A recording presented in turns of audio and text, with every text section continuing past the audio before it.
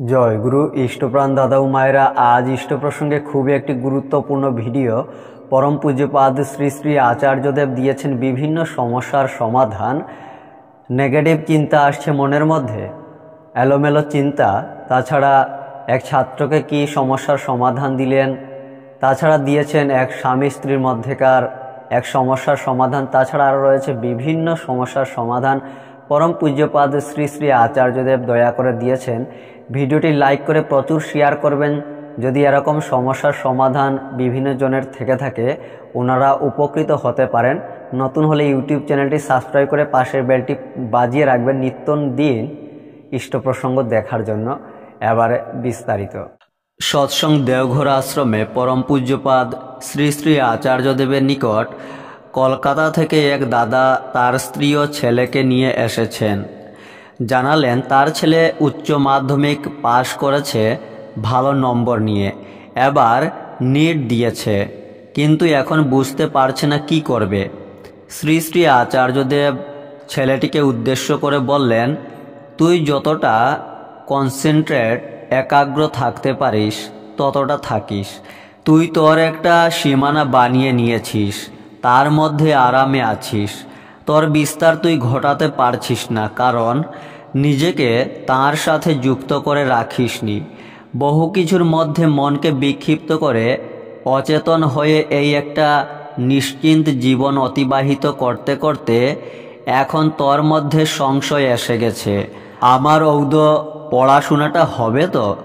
যদি নিজে বুঝতে পারছিস যে অবাঞ্ছিত কিছু চিন্তা নিয়ে তুই মেতে রয়েছিস, তাহলে ভেবে দেখ সেই চিন্তাগুলো কি। এখন ফুটবল যদি তোর পায়ের সামনে দেওয়া হয়, যেমন করে লাথি মেরে ওটাকে দূরে সরিয়ে দিতে হয়, ওরকম করে লাথি মারতে পারবি? তাহলে যেগুলো তোর প্রয়োজন নেই সেগুলোকে আগে লাথি মার। মনের মধ্যে যে আজগুবি চিন্তা, প্রলোভন প্রভৃতি যা কিছু আছে, আগে সেগুলোকে ওই ফুটবলের মতো লাথি মার। তাহলে দেখবি তোর মধ্যেই একটা পারব বোধ জেগে উঠেছে। আমরা কোনো কাজ করে উঠতে পারি না কেন? আমরা নিজেরা সেটা পুরোপুরি করে উঠতে চাই না, তাই আমরা সাধারণ থাকতে চাই।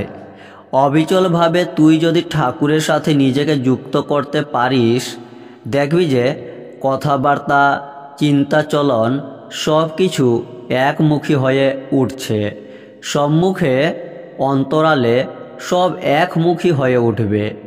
একটা বাচ্চাকে দেখবি কেমন থাকে, ওর মধ্যে কোনো কমপ্লেক্স নেই, ও হাসছে খেলছে। কমপ্লেক্স আসছে মানে সে সত্যের সাথে হনেস্টলি যুক্ত নয়। এই কমপ্লেক্স নিয়ে ও যাই করবে তাতেই ব্যর্থ হবে।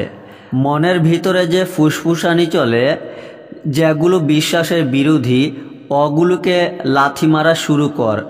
যখনই কোনো নেগেটিভ কথা মনে আসবে, ফুটবলের মতো মার লাথি। তারপর দেখো তোমার অন্তর তৈরি হচ্ছে কিনা। এই এলোমেলো চিন্তা, নেগেটিভ চিন্তাগুলো হলো আগাছা। আগাছা যেমন ক্ষেতের মধ্যে ছড়িয়ে যায়, ফসল বাড়তে দেয় না, তখন আগাছাগুলো সমূলে তুলে ফেলতে হয়, তারপর ফসল আবার বাড়ে। তেমনি ফোকাস রাখতে হলে আগে ওই আগাছাগুলোকে সরাতে হবে। ফুটবল খেলার মতো নিজের মনের জঞ্জাল পরিষ্কারের যে খেলাটার কথা বললাম, সেটা যদি করতে পারিস, দেখবি তুই উন্নতি করে কোথায় পৌঁছে গেছিস। আমরা অসাধারণ হতে চাই না বলেই হয়ে উঠি না। আমি আমার সীমাতেই থাকতে চাই, আমি এরকমই থাকতে চাই, এই চিন্তাটাই আমার অসুর। দেবতা কোথায়? দেবতা হলো আমার ভেতরের আরও একটা মন। সে বলবে তোর দেবতা হয়ে উঠতে বাধা কোথায়? কেন পারবি না? ঠাকুরত্বকে শুধু ফটো বা বিগ্রহের মধ্যে আবদ্ধ রাখলে চলবে না। ঠাকুরত্বকে আমার মধ্যে জাগাতে হবে, আর সেটাকে আমি যখনই মানুষের মধ্যে ছড়িয়ে দেব, তখনই আমার মধ্যে সেটা পার্মানেন্ট, স্থায়ী হবে। গত মাসের অর্থাৎ আশ্বিন মাসের আলোচনা পত্রিকায় প্রকাশিত এই তথ্যগুলি এবারে জেনে নেব। স্বামী স্ত্রী এসেছে আচার্যদেবের কাছে, উভয়ের মধ্যে কথা কাটাকাটি হয় মাঝে মধ্যে। স্ত্রী অভিযোগ করে জীবনযাত্রার নিম্নমানের জন্য, পাশের প্রতিবেশী অসৎ উপায়ে উপার্জন করে সচ্ছল জীবনযাপন করে, তা দেখে স্ত্রীর স্বামীর উপর অনুযোগ। তাদের কথা শুনে পরম পূজ্যপাদ আচার্যদেব বললেন, তোমার স্বামী পরিশ্রম করে যা উপায় করে তাতেই খুশি থাকা ভালো। সৎ উপায়ে যদি নুন ভাত খাও তাই ভালো। একজন অসৎ উপায়ে দামি দামি জিনিস ব্যবহার করছে, করুক গে। বিলাসপূর্ণ জীবনযাপন দেখে কি করবে? ওতে আনন্দ নেই।